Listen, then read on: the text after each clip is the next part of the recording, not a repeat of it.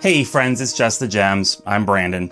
Have you noticed there have been like a billion JRPG remasters lately? Seriously, has there ever been a more remaster heavy period for this genre?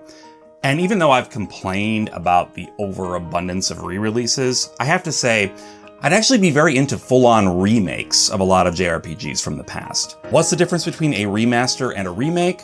Well, I'd say a remaster is largely using the original game's assets and coding, but with some amount of polish to bring it closer to modern standards. A remake is something built from the ground up. Functionally, it's a new game. So with that distinction in mind, let's talk about the 10 JRPGs that I believe need a remake, meaning they need more than just a spit shine. They need to be recreated entirely. And soon, please.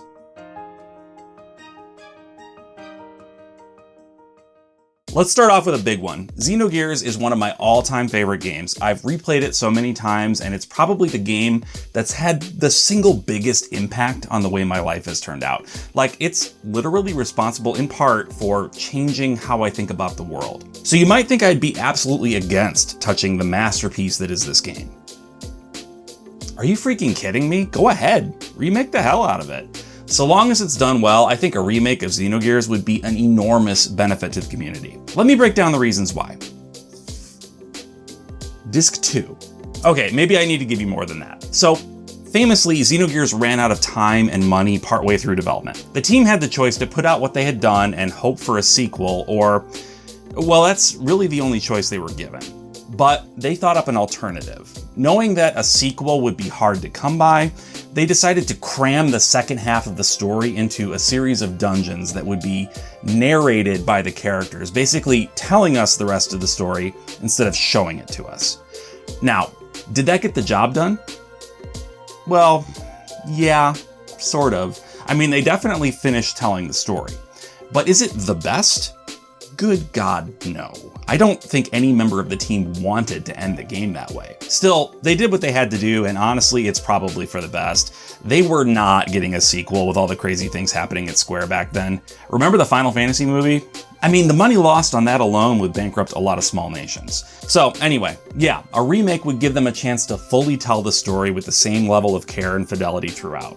I'd also be more than fine with a complete graphical overhaul. The 2D sprites on 3D backgrounds thing was great for the time, and I'm still very nostalgic for it, but it can definitely make navigating areas more difficult than it needs to be. Give us a full Xenoblade-esque makeover with a giant open world to seamlessly explore, both in and out of our gears, please. Imagine flying over the city of Bledavik and Veltal. If you haven't played Xenogears, those probably sound like nonsense words, but they're very important and very cool. Just take my word for it. I'm very cool. I like cool things. I'm not a dweeb. But a full remake would elevate the story of this game to levels previously unheard of. Think of all the growth that the team has undergone in the intervening 20 years. They are so much better at making games now than they were then. If they made something that incredible as a group of relative newcomers, imagine what they could do now. And hey, as long as we're pie in the skying it, let me throw out Xenosaga as a contender for a remake too. Basically, I want Monolith Soft to spend the next 10 years remaking their first several games. Is that too much to ask? Yeah, probably. But give me something, guys, please.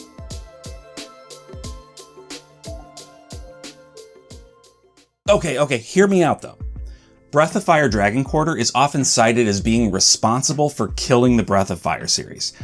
I don't think that's true. I think the transition to the HD era of gaming killed the series, along with dwindling sales, and I don't think Dragon Quarter holds all the blame for that. Still, JRPGs have been going through something of a renaissance the past 10 years or so, and there's never been a better time for Capcom to get this series going again. Breath of Fire 4 was popular enough that Good Old Games just made it available on PC. Go buy that, by the way. We've got to show them that there's still love for the series out here. But anyway, Dragon Quarter is the game I think is most in the need of a remake, but not for the reasons you might be thinking. Yeah, this game completely upended the formula and created a situation in which players would have to make progress in the story, die, and then start over from the beginning in order to actually complete the game. Multiple times. Sure, you would keep certain things from your playthrough after you died, but still, starting over from the beginning every time you die, that sounds like, well, that sounds a bit roguelite-ish, doesn't it? Yeah, roguelites are in vogue light these days. And in a way that they definitely weren't back in the very early 2000s. Back then, and heck, basically everyone, we just weren't open to that idea. It was ahead of its time.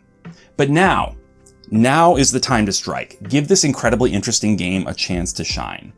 The game used a cel-shaded style despite telling a pretty much fully subterranean story, which was maybe an odd choice. Not saying a cel-shaded approach couldn't work for a remake, but they wouldn't necessarily have to go that route. But a complete graphical overhaul would help a lot, as would maybe some rethinking of the setting. Sure, keep the basic idea the same. You're underground, you're trying to make your way to the surface, but no reason you can't make some more interesting environments down there. It's a made-up fantasy. You can basically do whatever you want. So be creative, guys. I believe in you.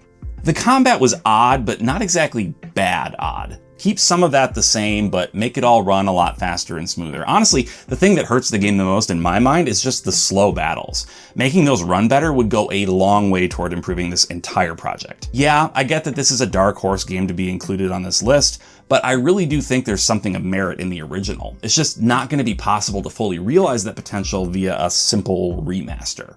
A from-the-ground-up remake would let Capcom unlock this game and finally get the concept the positive attention it deserves.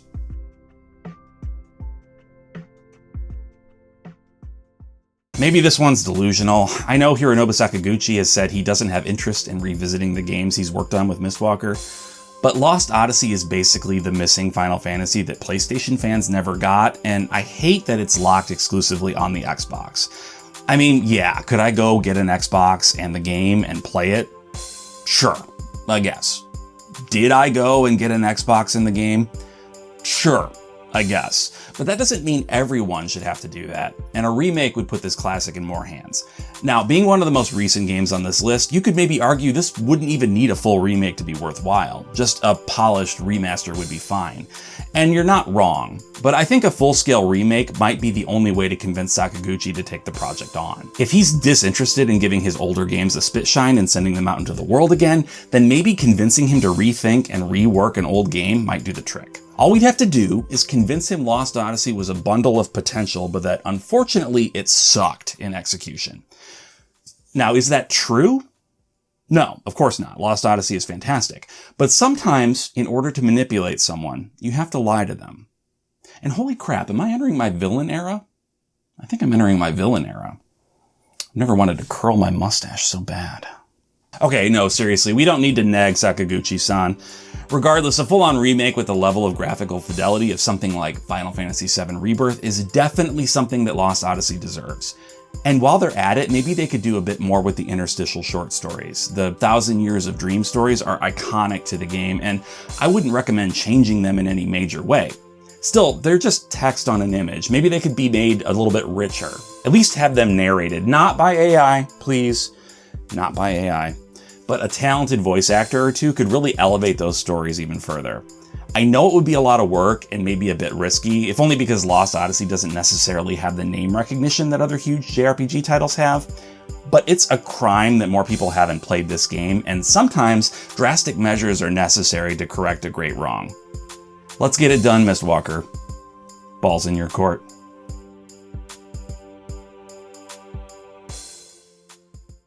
I know this is going to get me some hate from the Chrono Cross lovers out there, and believe me, I'm far from a Chrono Cross hater. But to me, there are a number of really bad missteps that keep Chrono Cross from even being within spitting distance of the greatness of Chrono Trigger. First, and let's get the obvious one out of the way, this is a PlayStation 1 game.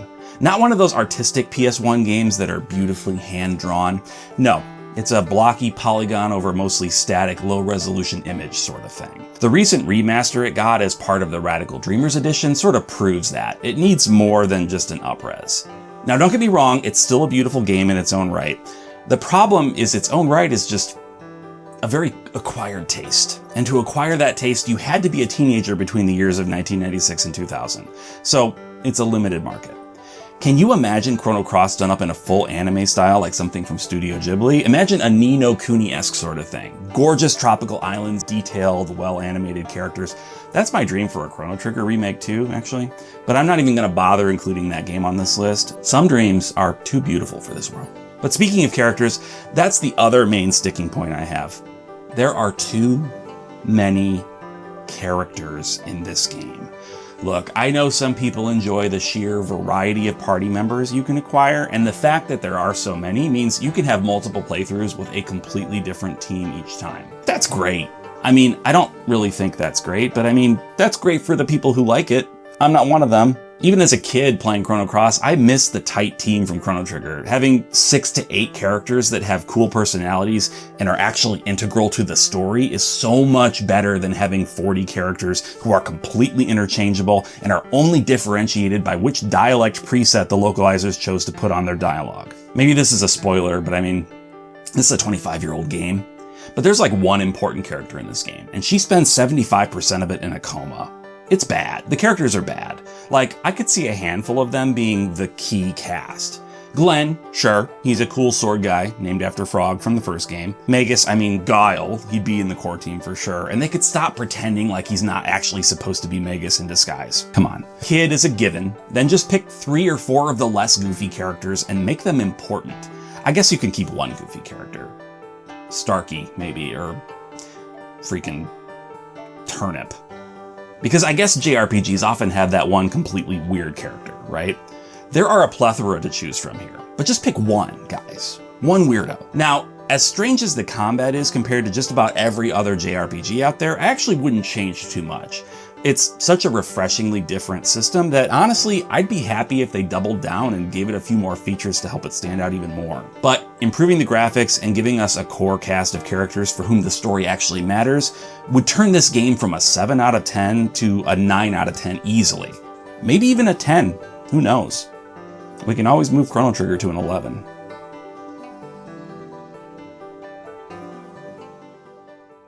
I know I said this was a list of 10 games, but I played a little fast and loose with my counting. It's actually going to be a lot more than 10 because I'm doing some game groupings. First one I want to cover is the Zenithia trilogy from Dragon Quest. That's Dragon Quests 4 through 6. Dragon Quest 4 was originally on the NES, and Dragon Quest 5 and 6 were on the Super Famicom and never got released in their original form over here. What we did receive were the Nintendo DS remakes, and all 3 of them are fantastic on that device. The only problem is, they're only on that device. No DS, you're out of luck. No easy way to play 3 of the best classic JRPGs out there. Square Enix is definitely not averse to remaking their games. They're probably the most prolific at it, really. So I think remakes of the Zenithia games are almost definitely going to happen. The question is, what form will they take? I think the obvious choice is HD 2D, just like Dragon Quest 3 and the upcoming Dragon Quest 1 and 2 HD remasters. The only reason I hesitate there is, well, honestly, I'd love to see a little more experimentation. Now, I know putting the words experimentation and Dragon Quest in the same sentence is a bit like putting subtlety and Bayonetta together. But let me finish. HD 2D is cool. I like HD 2D. But not every Dragon Quest game needs to look the same. It makes total sense for Dragon Quest 1 through 3 to share a style. Heck, even 4. It was barely distinguishable from the first 3 on the NES. But 5 and 6 took advantage of the Super Famicom hardware and didn't maintain an 8-bit appearance just for the sake of tradition. In honor of that, I'd like to recommend Dragon Quest 4 go with the HD 2D style, and then 5 and 6 can explore something completely different. I don't necessarily want it to be a fully 3D world like Dragon Quest 8 or 11. I think maintaining some ties to the 2D roots of 5 and 6 would be cool. No need to drastically change the gameplay, obviously. Add in the same quality of life features from the first 3 remakes, and we'll call it good. But this is just a plea for Square Enix to recognize the need to shake up the visuals as the remakes move forward. HD 2D is great, but don't let it stifle your creativity.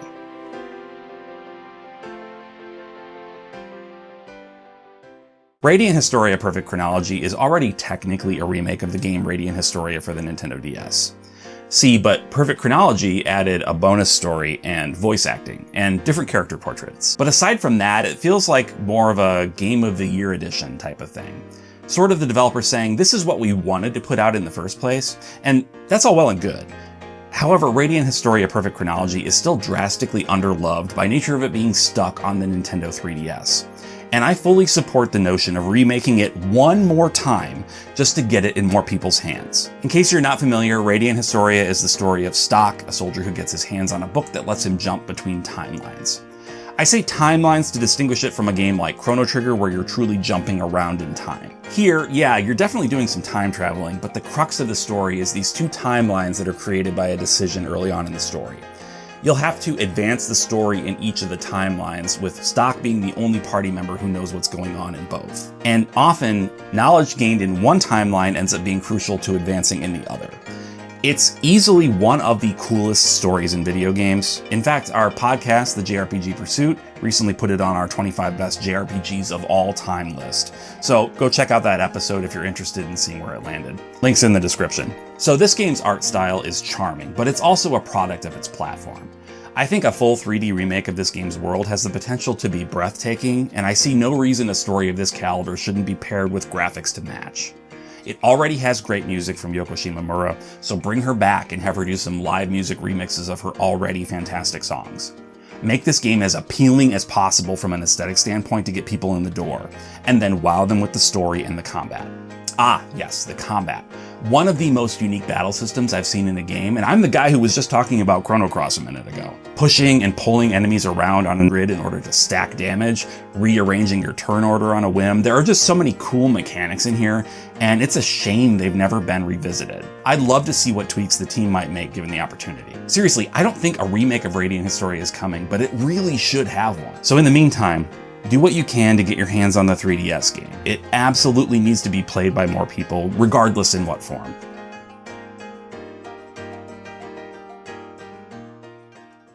I'm grouping Soul Blazer, Illusion of Gaia, and Terranigma from the Super Nintendo together here because they all deserve remakes and they're all from Quintet, one of the premier developers of action RPGs in the 16-bit era. Seriously, there's just something about a Quintet game that hit differently than any other JRPG at the time. In large part, it's the extra trippy stories they tell. Each of the games Quintet put out, and I'm including ActRaiser in this too, has some grounded elements, but there's always an element of surreality that creeps in and makes everything feel somehow bigger and more ominous than what the colorful graphics might otherwise suggest. And besides the surreality, these games just tackle some downright heavy subject matter.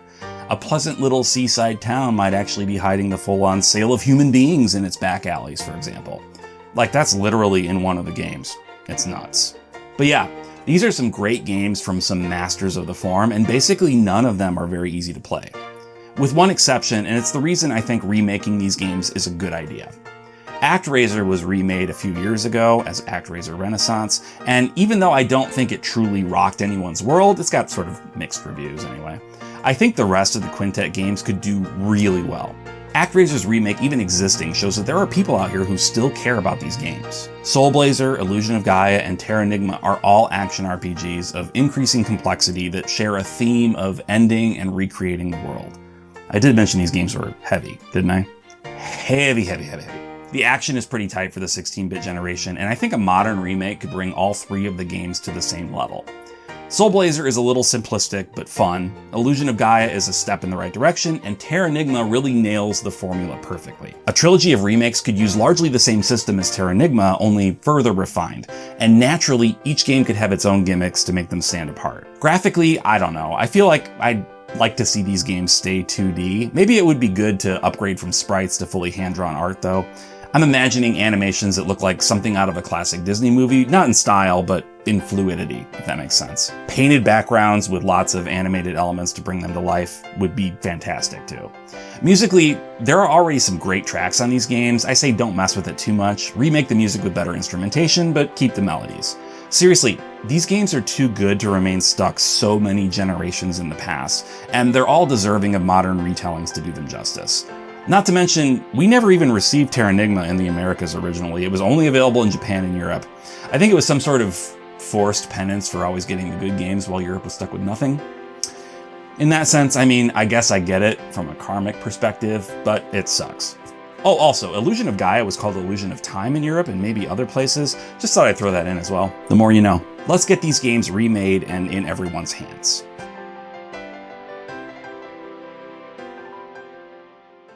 There are some hardcore fans of Persona 1 and 2 out there that I count among my friends, so I don't take up this cause lightly. I'm aware of the feathers it could rustle. But this is something that's been such an odd mark on this series for so long, and I think we can finally put an end to it. So, if you know anything about the Persona series, statistically speaking, you probably know about Persona 5, or Persona 4, or Persona 3. Naturally, you might assume there was a Persona 2 and a Persona 1 out there, somewhere. but it's odd, right? Nobody seems to talk about those. Well, the reason for that is they're so radically different from the modern Persona games that began with 3. Persona 1 and 2 are much more akin to the Shin Megami Tensei series that spun them off. Super hardcore, super dark, with no life or dating sim elements to mess with. The so-called Persona formula doesn't exist in them, and Atlus seems to have decided they're not worth messing with at all. So that's why I'm proposing a sort of radical remake. Atlus should take Persona 1 and 2 and completely reimagine them from the ground up. In the vein of, wait for it, Personas 3, 4, and 5. Yes, I know this would mean drastically changing the games from their current form, which is not often what a remake sets out to do. But I think it's a good proposition for a couple of reasons. For one, it would give the series a sort of continuity and congruity that it's currently missing. And two, we already pretend Personas 1 and 2 don't exist, so is it that much more insulting to just recreate them to better match their successors? I would posit no, it is not. In fact, it would give the positive elements of those games a chance to shine. See, even if we're talking about radically restructuring these games, it doesn't mean we'd have to change literally everything. The best story moments, the twists and turns of the plot, keep them. If nothing else, remakes in the modern Persona style would allow late arriving Persona fans to experience those stories. We should probably revamp the combat system as well to better match the modern style. The combat in the first two Personas is pretty punishing, in ways that even the modern Personas on harder difficulty can't match. Give them a graphical overhaul a la Persona 3 Reload, and voila! Atlus has 2 more dedicated million sellers on their hands, and we can finally welcome the first 2 Persona games back into the series that they, frankly, created. It rights a cosmic wrong. How many remakes can make that claim?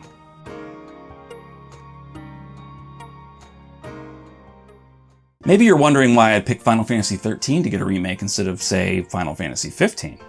Well, that's because I love Final Fantasy XV and it's a perfect game that needs nothing. So there. Okay, it's not perfect. It's far from perfect. But I think 13 deserves to have a second chance at getting things right first. See, Final Fantasy XIII was the first truly HD Final Fantasy, and if you recall the PlayStation 3 era, it was a rough time for JRPG developers. It seems no other genre had as many growing pains evolving into HD than JRPGs, and even a company like Square Enix wasn't completely immune. Now, the game they put out is beautiful. The combat is great, the music is incredible. It's really an achievement on a lot of fronts. The area where it sort of lags a bit, unfortunately, is on the story side. And for a series as dedicated to telling great stories as Final Fantasy, that's a big bummer. And here's the thing. It's not that Final Fantasy XIII has a bad story. Not by any means. It's a really super compelling concept, and the world is so strange and rich, and honestly, it's very cool. The problem, and stop me if you know where I'm going, the problem is that a proper understanding of the story is hidden behind hours of encyclopedia reading. Yeah, this was the first Final Fantasy to require homework in order to get a firm grasp on things. For some people, this was probably fine. You know, the sort of people that read like the Silmarillion for fun. That sort of people is, well, it's not most people. So suffice it to say, most people missed out on all the lore. Now, I read it all, despite not being a Silmarillion person, and that's why I have more fondness for the story than I think other people do. But I also don't think you should have to read a mountain of text in order to understand a story. That's evidence of bad writing. So a Final Fantasy XIII remake should be focused on telling the story better. Like I said, the story is good. The way it's told is not. And while we're focusing on improving the storytelling in Final Fantasy XIII, let's include 13.2 and Lightning Returns. See, one reason I was looking forward to 13.2 was to see the world and lore of 13 expand. But I don't really feel like it did.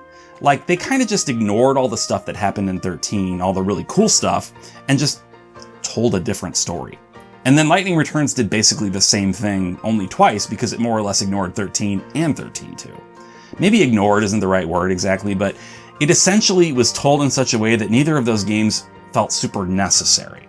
And that just doesn't make sense for a trilogy. But yeah, of course, modernize the graphics a bit more, tweak the gameplay if you want, but for the love of God, please redo the story so that it can be more easily enjoyed.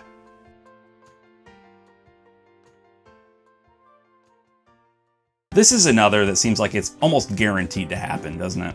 We've seen remakes of literally every other classic Ys game except Part 5, and if any game in the series really needed a remake, it's Lost Kefin. A few years ago, I set out on a quest to play through all the Ys games in release order.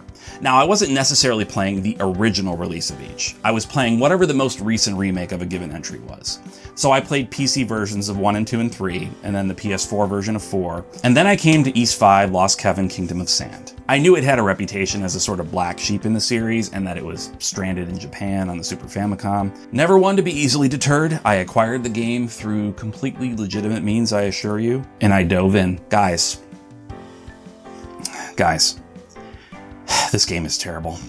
I'm sorry. I'm sure there are Kefin fans out there, but I could not handle how awful this game felt to play. Now, to be fair, this is a game from the early 90s. The other games I'd played in the series up to that point were remakes that were much more modern than that, so I was definitely taking a big step into the past. Still, that doesn't really excuse it. I put 3 other Super NES era action RPGs on this list, and they all play infinitely better than Ys 5. No, this was just terrible. It's so terrible, in fact, that I've never been entirely surprised that Falcom has continued to delay on announcing a remake. After all, who's been clamoring for this? I mean, there are some true Ys and Falcom sickos out there. I count myself among them. But even they know when something is truly terrible and maybe should just stay dead. But no, I love a good redemption story, and Lost Kefin needs to be redeemed. This should get a complete overhaul in the style of Ys 10. It can experiment on the combat front. Each modern Ys game has done a good job of feeling distinct from the others through combat mechanics, and I see no reason Ys 5 can't do the same. Now, I know this was technically remade on the PS2, but that's not going to cut it for me anymore. Honestly, if Falcom is feeling super ambitious, I'd be fine if they remade 1, 2, 6, and 7 in a modern style while they're at it. The combat in Ys 8 through 10 is so satisfying. It would be fun to see the older stories told in that style with that sort of gameplay. I do think a Lost Kefin remake is going to come sooner or later. I just hope it's not some remaster of the PS2 version, a remake in name only. Reconstruct this bad boy from the ground up and give us something truly memorable. That would be quite the redemption story for a famously awful game. Well, that's it. I'm sure there are more JRPGs out there that need remakes, but I just spoke 5,000 something words and my brain is fried. Let me know down in the comments what games you'd put on a list like this and why. Maybe they'll show up in a future video, who knows. Thanks so much for watching and for liking and subscribing and all that YouTube stuff. It does mean a lot to me and I really appreciate it. Anyway, until next time. Bye.